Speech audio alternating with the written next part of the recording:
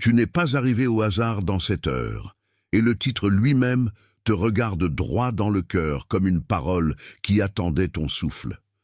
Tous les regards se sont tournés vers toi, non pour t'écraser, mais pour révéler ce que tu portes depuis trop longtemps sans le dire.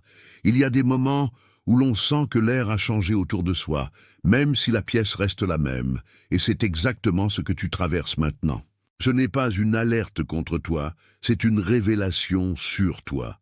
Et tu vas comprendre pourquoi cette pression n'est pas une condamnation. Reste ici, parce que ce qui suit va remettre ton regard à sa place, et ton âme aussi. Tu connais peut-être cette sensation dans la poitrine quand tu entres quelque part et que tout semble ordinaire, mais que ton corps ne croit plus à l'ordinaire. Tes épaules se tendent, ta respiration devient plus courte, et même le silence d'une chambre peut te paraître plus lourd qu'avant. Tu regardes ton téléphone, tu le reposes, tu regardes la porte puis l'horloge, et quelque chose en toi attend sans savoir quoi. Il y a une fatigue qui ne vient pas seulement du travail, mais du fait d'avoir porté trop longtemps une présence intérieure que personne ne voit. Et quand les yeux des autres se tournent vers toi, tu sens à la fois le poids et l'appel, comme si ton âme disait que le moment n'est plus petit. Ce n'est pas seulement de la sensibilité, c'est une forme de discernement qui se réveille, et cela te met à nu. Tu n'es pas faible parce que tu le ressens. Tu es en train d'apprendre à reconnaître ce qui compte vraiment. Le monde voit une attitude, mais Dieu voit une traversée, et c'est là que ton histoire commence à changer. Il y a une différence entre être observé et être exposé, et toi, tu es en train d'être préparé à tenir debout sans te trahir. Les regards autour de toi ne définissent pas ta valeur, mais ils révèlent la saison dans laquelle tu entres. Tu n'as pas besoin de t'expliquer à tout le monde, et tu n'as pas besoin de te rétrécir pour rendre les autres à l'aise. Ce qui s'ouvre devant toi n'est pas de la honte, c'est une responsabilité. Et cette responsabilité va t'apprendre une paix plus profonde. Ce qui se passe n'est pas aléatoire, et tu ne traverses pas cette intensité parce que tu as perdu la... Attention, vous devez vous préparer maintenant.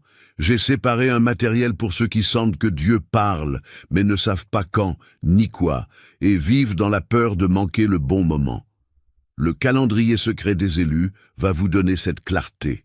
Ce sont 7 secrets du calendrier du ciel, les marques temporelles que Dieu laisse dans la vie de tout élu, pour que vous reconnaissiez les signes, identifiez la saison dans laquelle vous vous trouvez, et voyez la date que Dieu a réservée pour vous avant qu'elle ne passe. Cessez d'appeler coïncidence ce qui est un signe de Dieu. Cessez de vivre selon l'horloge du monde, pendant que le ciel parle dans un autre temps. Cessez d'attendre sans savoir ce que vous attendez. Votre saison est en train de passer, et un élu qui ne reconnaît pas les temps de Dieu arrive non préparé précisément le jour du tournant. Plus de 10 000 élus ont déjà lu les signes et ont eu la conviction qu'ils cherchèrent depuis des années. Ils étaient comme vous. Ils sentaient que Dieu avait quelque chose de prévu, mais ne savaient pas lire les signes.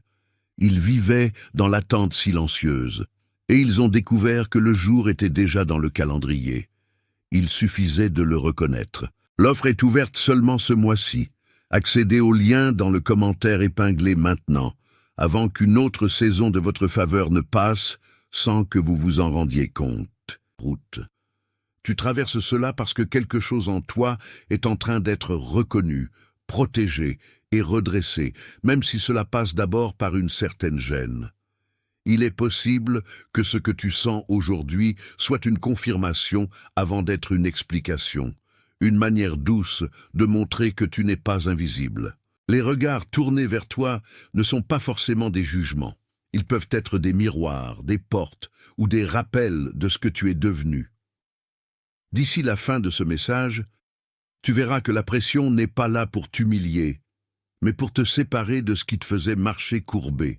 Tu reconnaîtras aussi pourquoi ton cœur s'est fatigué à chercher l'approbation, alors qu'une autre forme de stabilité attendait déjà en silence. Et tu comprendras que le Seigneur ne révèle pas toujours par le confort, mais souvent par une clarté qui dérange avant de guérir. Quand l'âme commence à être appelée, l'ancien langage ne suffit plus, et cela peut donner l'impression d'être seul au milieu des yeux. Pourtant, tu n'es pas seul, et ce que tu ressens est en train de devenir une direction. Imagine une journée simple, une tasse sur la table, la fenêtre encore entr'ouverte, et toi debout dans la cuisine à regarder la lumière tomber sur le carrelage. Le téléphone vibre, un message apparaît, puis disparaît presque aussitôt dans le bruit de tes propres pensées. Tu restes là, immobile, avec cette impression étrange que même les objets connaissent ta fatigue, que la chaise, la porte et l'assiette savent que tu n'es plus la même personne.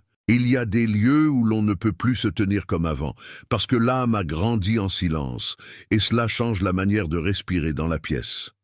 Tu prends une gorgée d'eau, mais ce n'est pas seulement la soif qui se calme, c'est une forme de tension ancienne qui demande à être vue. Les regards qui se posent sur toi, dans la famille, au travail ou même parmi des inconnus, réveillent une question que tu n'as peut-être jamais formulée. Pourquoi est-ce que je sens tout plus fort que les autres, comme si chaque détail venait frapper directement mon esprit? La réponse n'est pas que tu es trop. La réponse est que tu es en train d'être affiné. Une personne choisie ne se reconnaît pas par la supériorité, mais par la profondeur de ce qu'elle porte sans bruit. Cela peut sembler lourd, parce que la profondeur oblige à devenir vrai, et la vérité n'a pas toujours le visage confortable de l'habitude. Tu n'es pas appelé à jouer un rôle pour rassurer la pièce, tu es appelé à rester entier quand les yeux cherchent à te mesurer. Et cette intégrité, même fragile, commence à faire plus de place que la peur. La première opposition arrive souvent sous une forme banale, presque polie, comme un détour dans l'emploi du temps ou une phrase qui t'épuise sans crier. Quelqu'un te compare, un délai s'étire, une attente s'installe, et soudain tu te retrouves à douter de ce que tu savais pourtant déjà. L'ennemi de ta clarté n'a pas toujours besoin de frapper fort. Il suffit parfois qu'il t'éparpille assez pour que tu oublies ce qui était net. Il peut prendre la forme d'une urgence inutile, d'une conversation qui te vide, ou d'une vieille habitude de te demander si tu as le droit d'occuper la place que tu occupes. Mais ce n'est pas la place qui est en question, c'est la solidité de ton centre. Quand tout le monde te regarde, il y a une pression subtile pour te faire réagir au lieu de répondre, pour te faire t'expliquer au lieu de rester ancré. Tu sens alors ton ventre se contracter, et tu comprends que le combat n'est pas seulement extérieur, il est dans la tentation de redevenir petit pour que personne ne soit dérangé par ta présence. Or, la paix que tu cherches ne viendra pas en diminuant ta lumière, elle viendra en cessant de négocier avec ce qui t'appelle à grandir. Ce que tu refuses de voir aujourd'hui se répétera demain dans une autre forme, avec le même goût de vide et la même fatigue. C'est pour cela que le regard des autres devient parfois un test discret, non pour te condamner, mais pour te montrer où ta confiance vacille encore. Et dans cette vacillation, il y a déjà un chemin de retour. Il y a un écho ancien dans cette histoire, comme celui de Joseph quand il portait un rêve que ses frères ne savaient pas regarder sans jalousie. Le regard des autres peut devenir lourd quand il ne sait pas interpréter ce que Dieu prépare. Et alors, il s'agite, il critique, ou il projette. Peut-être que toi aussi tu as connu des pièces où ta simple présence dérangeait parce qu'elle rappelait une promesse encore invisible. Peut-être que tu as senti ce mélange étrange d'être observé et mal compris, comme si l'on voyait ta posture sans entendre ta prière. Joseph n'a pas été élevé par l'applaudissement, il a été façonné par la traversée, et c'est pourquoi son histoire parle encore à ton corps fatigué. Quand tu entends le bruit des opinions, tu pourrais croire que tout le monde possède la vérité sur toi, mais ce n'est pas le cas. Il y a une vérité plus profonde qui se construit loin du bruit, dans les lieux où l'on apprend à ne pas vendre son âme pour une approbation rapide. Ton quotidien peut sembler ordinaire, ton bureau, ton salon, ta route, pourtant quelque chose d'invisible y travaille déjà. Et l'arche de cette saison ressemble moins à une scène qu'à une maturation silencieuse. Tu n'es pas en train de perdre du terrain, tu es en train de recevoir une lecture plus juste de ce que tu portes. Le monde aime les histoires rapides, mais Dieu travaille souvent avec des processus qui prennent leur temps. Si tu apprends à ne plus confondre l'incompréhension avec l'abandon, alors même le regard difficile deviendra un passage. La comparaison perd sa force quand la vocation retrouve son nom, et ce nom en toi commence à se redresser. Si tu fais comme si rien ne se passait, tu risques de retourner encore et encore vers la même fatigue avec un autre visage.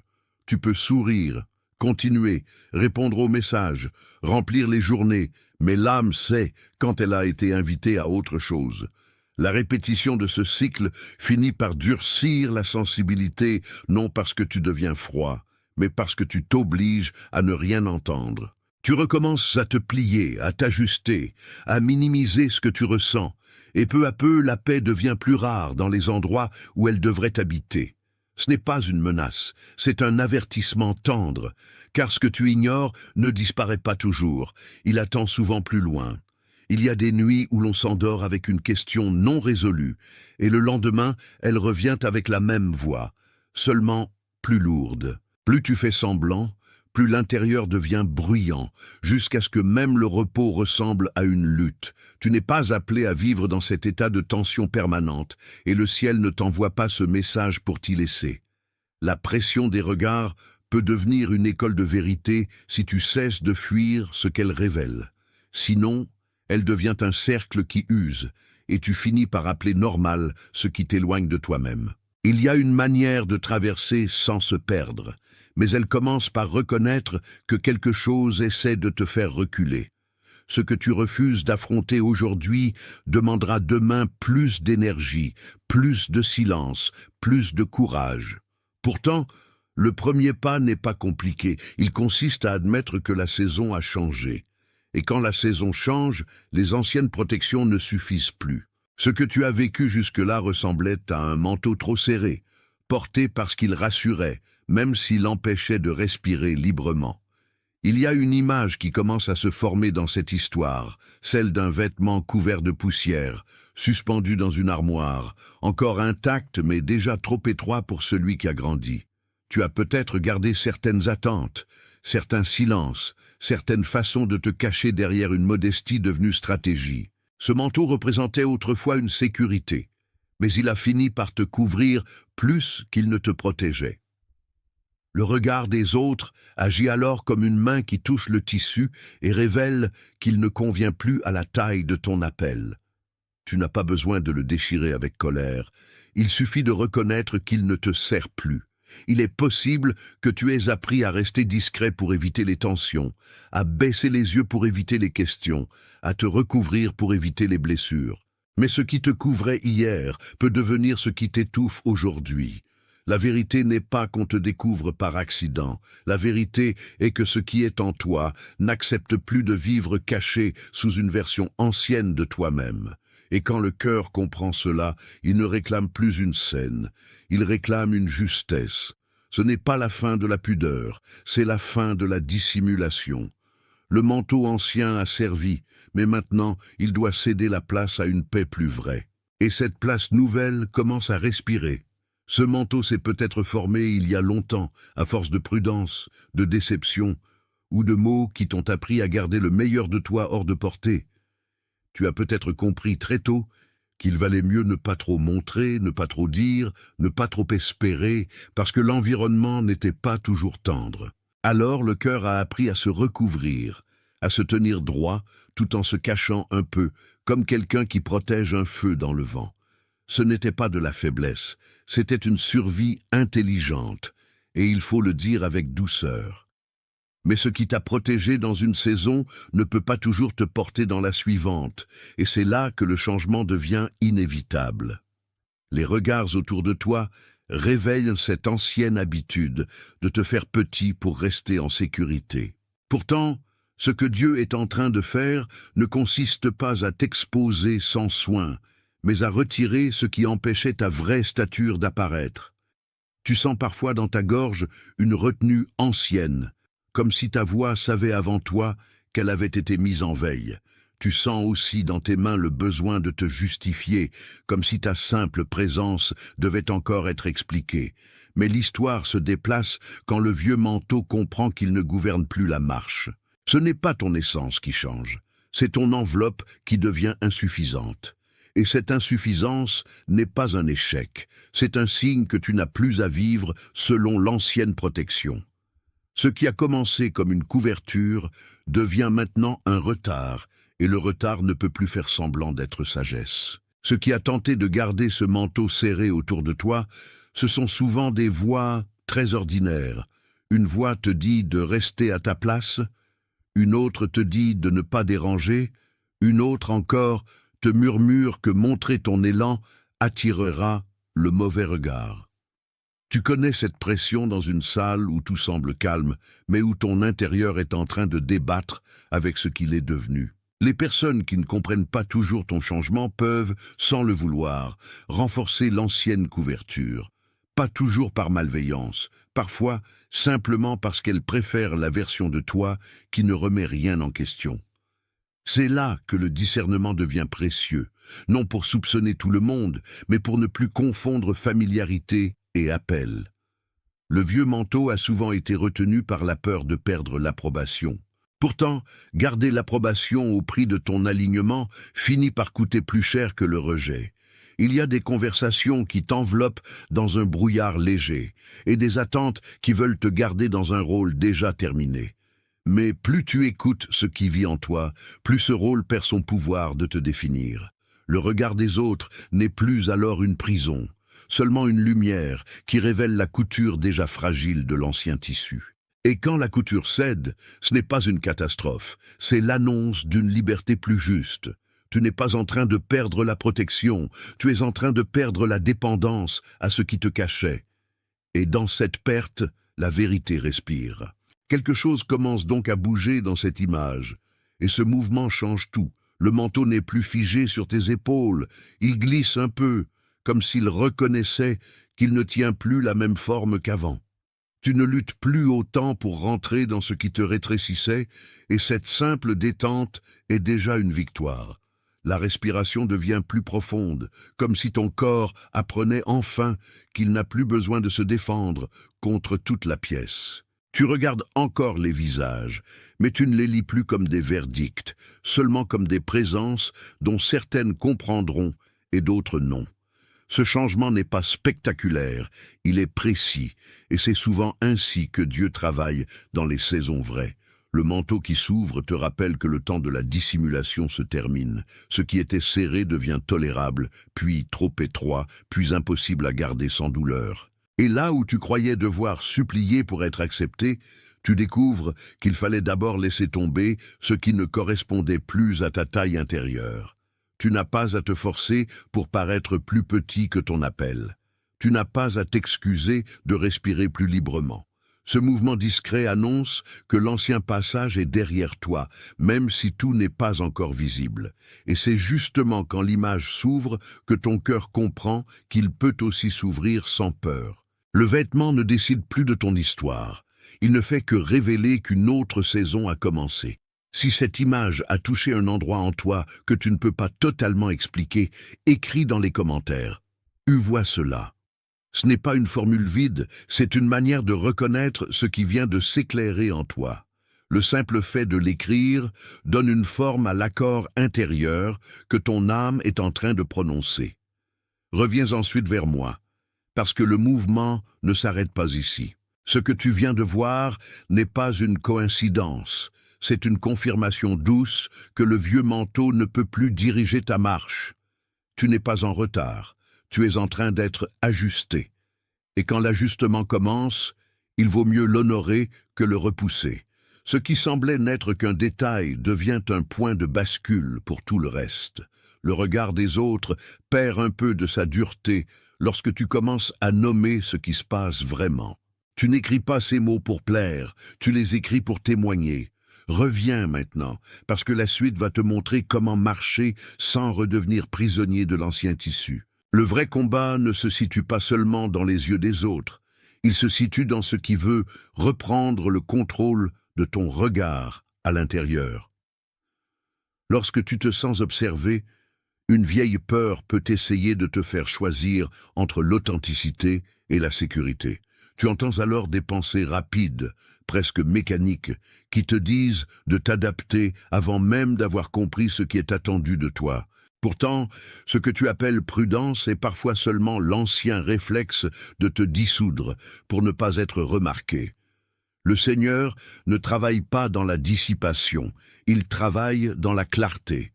Et la clarté te pousse à rester simple, même quand tu sens la pression de redevenir stratégique. Il y a des pièces où l'on entre en souriant, alors qu'à l'intérieur, tout réclame silence et vérité. Dans ces moments-là, le corps devient un témoin honnête, parce qu'il sait quand tu te forces. Tes mains deviennent moites, ton ventre se serre, et ta langue cherche les mots qui ne trahiront rien. Mais il y a une façon plus juste de traverser cela, une façon qui ne te demande pas de jouer un rôle pour survivre. Cette façon commence par accepter que la paix n'est pas l'effacement, mais l'accord intérieur. Ce que tu ressens n'est pas un défaut à corriger, c'est un appel à revenir à ce que tu sais au fond. Et quand tu reviens à ce fond, les regards ne te possèdent plus. Le vrai nœud de cette saison, c'est peut-être la peur d'obéir à ce que tu as déjà compris. Tu n'as pas seulement peur de ce que les autres pensent, tu as parfois peur de perdre la version de toi qui s'arrangeait encore avec l'ancien monde. Il y a un coup à dire oui à la vérité parce que ce oui retire des excuses que tu utilisais sans te l'avouer. Il retire aussi des attachements à un rôle qui rassurait, même s'il t'empêchait de grandir.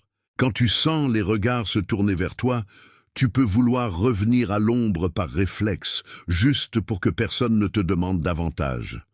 Mais l'ombre ne résout rien, elle ralentit seulement la réponse.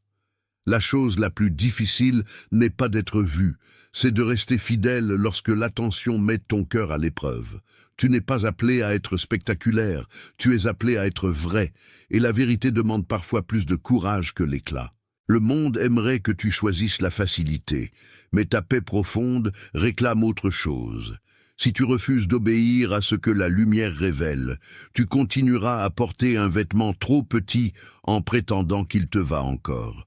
Mais si tu choisis la réponse simple, tu découvriras qu'une stabilité nouvelle attend derrière la décision. Il y a des moments où la foi consiste moins à comprendre qu'à cesser de discuter. Et ce moment est arrivé. Le regard des autres ne sera plus ton maître quand la conscience cesse de négocier. Tu vois alors apparaître la différence entre l'anxiété et le discernement, parce que les deux ne parlent pas avec la même voix. L'anxiété brouille, accélère, mélange et te pousse à interpréter tout comme une menace. Le discernement, lui, reste calme même quand il est ferme, et il te montre où ton âme respire moins bien. Dans une soirée, au travail, ou même à table avec des proches, tu peux sentir cette différence dans la manière dont ton ventre se contracte ou se relâche. Tu peux aussi la sentir dans le temps que prennent tes pensées à se poser, comme si l'une cherchait à te secouer tandis que l'autre t'invite à voir plus clair.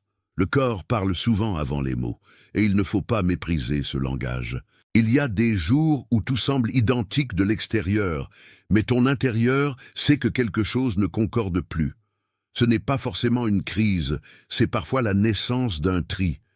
Tu apprends à ne plus appeler paix ce qui n'est que saturation calme. Tu apprends à ne plus appeler fidélité ce qui n'est que peur de perdre l'image. Et ce discernement te rend plus sobre, plus libre, plus attentif à ce qui te donne réellement de l'air. Ce que tu refuses maintenant ne te gouvernera plus ensuite. Ce que tu acceptes, en vérité, devient un appui. Et ce que tu croyais, confusion, se révèle souvent comme une invitation à t'aligner. Certaines relations, certains espaces, certaines conversations ne supportent pas ton changement parce qu'ils étaient construits sur ton ancienne petite taille. Quand tu commences à respirer autrement, tout ne s'adapte pas avec la même grâce. Il y a des regards qui veulent encore te ramener à ce que tu étais, non par méchanceté toujours, mais parce que ta transformation les oblige à changer de repère. Tu peux sentir cela dans un message qui t'épuise avant même d'être envoyé, ou dans une rencontre où ton cœur se ferme alors que ton visage reste calme. Ce n'est pas un appel à soupçonner tout le monde, c'est un appel à distinguer ce qui t'ouvre de ce qui te referme. La sagesse ne t'isole pas, elle t'ordonne intérieurement. Elle t'apprend à reconnaître les lieux où tu te dissous et ceux où tu redeviens clair. Dans ce genre de saison, les vieux environnements testent souvent ta fidélité à toi-même. Mais tu n'as pas besoin de te justifier devant chaque ancienne porte. Certaines portes ne sont plus faites pour t'accueillir, et cela n'a rien d'un échec. Ce qui t'est demandé, c'est de ne plus confondre l'habitude avec la vocation. La paix n'est pas toujours bruyante. Parfois, elle ressemble simplement à un non calme. Et ce non te protège plus qu'une centaine de justifications. L'opposition a compris qu'elle n'avait pas besoin de te faire tomber d'un coup. Elle pouvait simplement te fatiguer. Alors elle met de la lenteur, là où tu avais besoin de clarté, du doute là où tu avais déjà perçu une direction, de petites distractions là où ton âme voulait répondre. Tu ouvres ton téléphone pour vérifier quelque chose, puis tu perds 10 minutes, puis tu reviens à ton centre avec un poids de plus. Ce n'est pas dramatique en apparence, mais à force, cela épuise ta présence. La confusion adore les tâches secondaires, les paroles de trop, les urgences qui ne sont pas les tiennes. Elle te fait croire que tu avances alors que tu tournes juste un peu plus loin de toi-même. Le combat devient alors très concret, dans la manière dont tu te lèves, dont tu écoutes, dont tu choisis de ne pas nourrir ce qui te disperse. Il y a des victoires silencieuses qui ressemblent à un simple retour au calme. Et ce retour au calme est parfois l'acte le plus spirituel de ta journée. Si tu cèdes à la vitesse qui t'éloigne, tu perdras la finesse de l'appel. Si tu restes présent, même imparfaitement, tu verras que la lumière n'a jamais cessé d'être là. Les yeux tournés vers toi ne sont plus une condamnation quand ton centre cesse de s'éparpiller. Et la paix commence à reprendre sa place, non comme une émotion passagère, mais comme une direction. Il y a un moment où l'on cesse de négocier avec ce qui a déjà été révélé. Tu sens que certaines explications ne t'aident plus, que certaines excuses sonnent vides, que certaines peurs ont trop occupé la table. Le manteau ancien ne peut plus être recousu pour devenir ta maison. Tu as trop grandi pour ce que tu tentais encore de garder par habitude. Alors quelque chose de simple se produit, presque sans bruit, et pourtant tout change. Tu arrêtes de demander la permission intérieure à ce qui te retenait. Tu reconnais que le regard des autres n'est pas un trône, seulement un passage. Tu te tiens un peu plus droit, non par défi, mais par vérité. Le cœur cesse de courir après la validation, et cette cessation ressemble à un seuil franchi. Ce n'est pas un grand discours, c'est une décision sobre. Tu ne retournes pas à l'ancienne couverture parce qu'elle était connue. Tu avances vers la respiration que ta vie réclame. Le silence autour de toi n'a plus la même menace lorsque tu sais ce que tu portes. Et plus tu te tiens dans cette lucidité, plus tu comprends que la vraie liberté ne fait pas de bruit. Elle fait simplement de la place. Ce seuil n'est pas la fin d'un combat, mais le début d'un alignement plus stable. Et dans cet alignement, tu apprends à marcher sans te courber. Le manteau dont il est question n'était pas seulement un vêtement symbolique, il ressemblait à un voile posé sur ce que tu savais déjà, mais que tu gardais encore plié. Pendant longtemps, tu as peut-être cru que rester couvert était une preuve de sagesse, parce que cela évitait les questions et adoucissait les attentes. Mais ce qui couvrait ton appel devenait aussi ce qui retenait ta respiration. Il y a dans cette image quelque chose de très ancien, presque domestique, comme un tissu qu'on retrouve dans un coffre et qu'on reconnaît à la fois comme familier et thermique. Attention, vous devez vous préparer maintenant. J'ai séparé un matériel pour ceux qui sentent que Dieu parle, mais ne savent pas quand ni quoi, et vivent dans la peur de manquer le bon moment. Le calendrier secret des élus va vous donner cette clarté.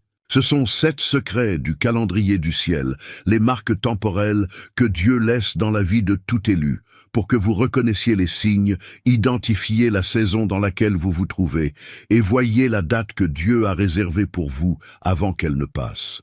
Cessez d'appeler coïncidence ce qui est un signe de Dieu. Cessez de vivre selon l'horloge du monde, pendant que le ciel parle dans un autre temps. Cessez d'attendre sans savoir ce que vous attendez. Votre saison est en train de passer. et un élu qui ne reconnaît pas les temps de Dieu arrive non préparé précisément le jour du tournant. Plus de 10 000 élus ont déjà lu les signes et ont eu la conviction qu'ils cherchèrent depuis des années. Ils étaient comme vous. Ils sentaient que Dieu avait quelque chose de prévu, mais ne savaient pas lire les signes. Ils vivaient dans l'attente silencieuse, et ils ont découvert que le jour était déjà dans le calendrier. Il suffisait de le reconnaître. L'offre est ouverte seulement ce mois-ci. Accédez au lien dans le commentaire épinglé maintenant, avant qu'une autre saison de votre faveur ne passe sans que vous vous en rendiez compte.